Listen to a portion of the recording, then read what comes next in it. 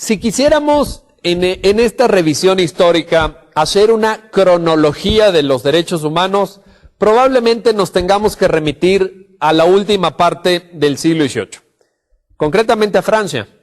En Francia se crea el primer catálogo moderno de derechos. Ojo, el primer catálogo moderno, porque había otros catálogos anteriores en el tiempo. Pero verdaderamente el documento que viene a plasmar una concepción moderna, integral y verdaderamente trascendente en términos de derechos humanos es la Declaración de los Derechos del Hombre y del Ciudadano de 26 de agosto de 1789, conocida coloquialmente como la Declaración Francesa.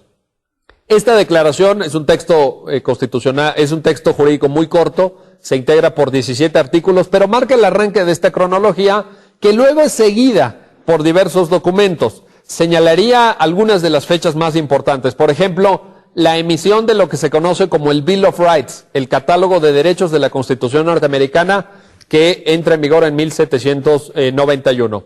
Otra fecha importante en nuestra cronología es el 5 de febrero de 1917, con la Constitución mexicana, fraguada pues en el Teatro de la República de Querétaro. Luego están los tratados internacionales, que también forman una parte indispensable en la cronología de los derechos humanos. El 10 de diciembre de 1948 se promulga la Declaración Universal de los Derechos Humanos de las Naciones Unidas. Esta es lo que podemos llamar la Declaración Paraguas, el contexto normativo más amplio en términos de derechos humanos, que luego da lugar a otros desarrollos ya más específicos. Por ejemplo, también en la cronología de los derechos humanos podemos citar el año 1966.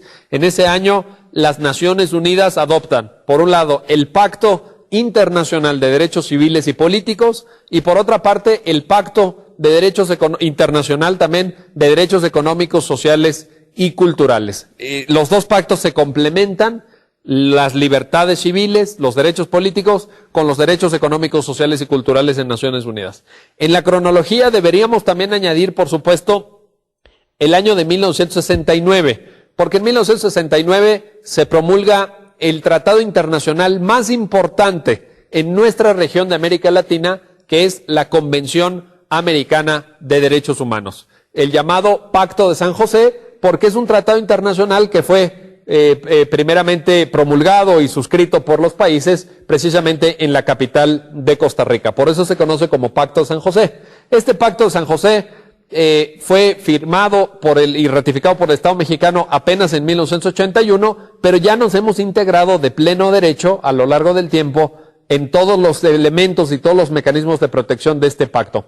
Debemos de señalar también en la cronología el año de 1989, porque en este año fue expedida la Convención de Naciones Unidas sobre los Derechos del Niño, que para que tengan ustedes un panorama de qué tan importante es, les puedo decir lo siguiente: es el tratado internacional en materia de derechos humanos que más países lo han suscrito.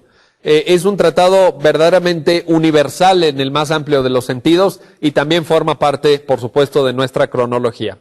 En México, si revisáramos la historia del siglo XX de los derechos humanos, pues podríamos sumar muchas fechas, podríamos sumar muchos añadidos.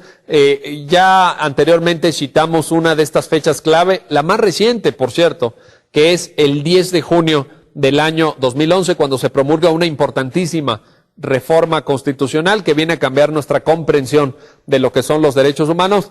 Pero anterior a esa fecha, pues podríamos citar importantes reformas al capítulo primero, título primero de la Constitución, que ha ido cambiando con una gran dinámica para incorporar derechos en materia penal, el derecho de acceso a la información, los derechos de igualdad y de no discriminación, los derechos de los pueblos y comunidades indígenas, y en fin, podríamos, por supuesto, establecer una cronología muy amplia, pero ciertamente que desde aquel primer documento seminal, aquel documento vertebrador de 1789, hay muchísimos puntos luminosos a lo largo de la historia de los derechos humanos.